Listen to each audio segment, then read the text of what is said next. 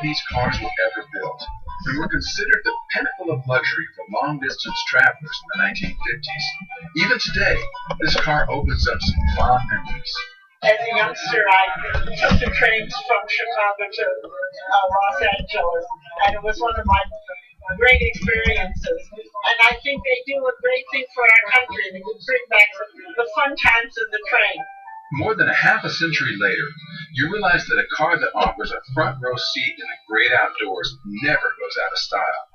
It's intimate. It's very elegant, and you're able to see the view beautifully, almost like you're outdoors.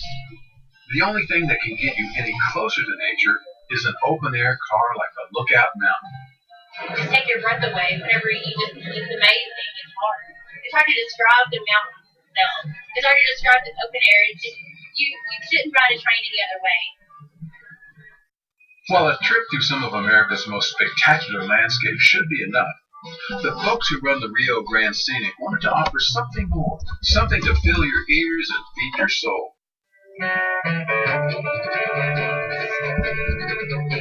And you'll find it at the top of La Vida Pass, in a remote place called Fur. I'd rather see the tree. Each weekend during the regular season, the Rio Grande Michael Martin Murphey is a regular on the concert series that takes place in one of the greenest music venues in the world. All the electric power comes from the wind and the sun.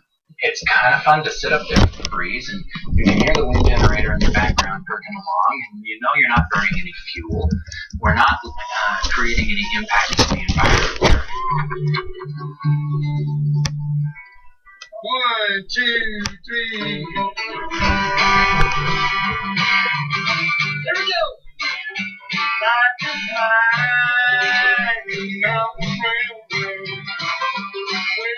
The only way to get to and from Fur is by this train, so even the performers are on board. And along the way, there's always time to break out the instruments for a jam session in the club car. A club car that's earned its own place in music history. You see, the Mardi Gras is one of the original cars from the city of New Orleans, the Illinois Central train that could get you from Chicago to the Big Easy in a single day. The song, the lyrics, the story come alive as you're able to relive that history. But the magic that people feel today was something that the railroad's president, Ed Ellis, experienced a long time ago.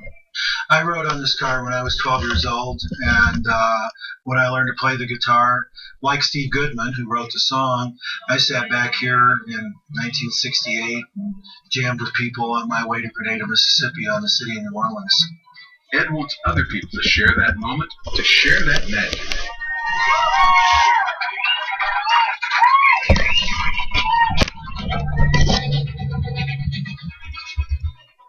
This is an excursion created by folks who realize that people are looking for a variety of things, whether it's history, music, incredible scenery, or just a family adventure. They want others to live it and to share it.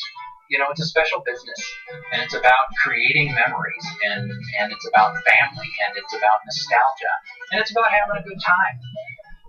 And you go home and tell your friends, man, I just did a unique thing I've never done before. I rode a train to a concert. It was fantastic. Michael Martin Murphey was on the train.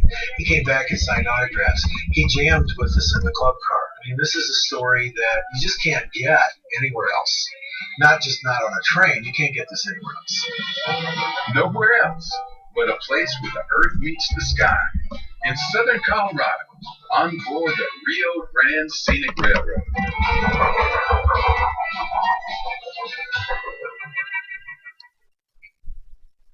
The logging and coal mining industry developed most of the railroads in West Virginia. Today, the Durbin and Greenbrier Valley Railroad gives its passengers a unique look at West Virginia's beauty and rail history through 5 different excursions along 130 miles of isolated mountain wilderness. The trains roll out of 2 towns in northeast West Virginia, with 3 excursions departing from Elkins and 2 from Durbin. All the trips on the Durbin and Greenbrier Valley Railroad reach deep into largely untouched territory of thick forest and cool waters. Whether riding on a historic steam train, camping out in a castaway caboose, taking a 1920-era rail journey over Cheap Mountain, enjoying the elegance of a 1950s-era streamliner, or savoring the taste of dining on the rails, the Durbin and Greenbrier Valley Railroad truly offers the total railroading experience.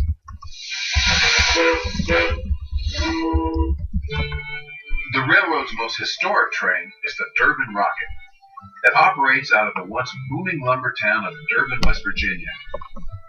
This line was the seed that began it all for this railway, which eventually grew into the Durbin and Greenbrier Valley Railroad of today. The locomotive power for this journey is a rare 1910 Climax steam engine that once worked in these mountains hauling tens of thousands of logs to nearby sawmills. The Rocket pulls a collection of diverse and colorful rail cars dating back as far as 1899. The Durbin Rocket gently rumbles for 11 miles in its 2-hour journey along the gentle Greenbrier River. At your halfway point, you have time for an enchanting river stop. It's great. It's a chance to get the kids out, have some fun, get them in the water, get them off the train for a couple minutes. It makes it really nice, kind of the mix of both. The Durbin Rocket has a large collection of cabooses. The most sought-after ones are the Wabashes. They create perhaps the most romantic Durbin and Greenbrier excursion, the Castaway Caboose.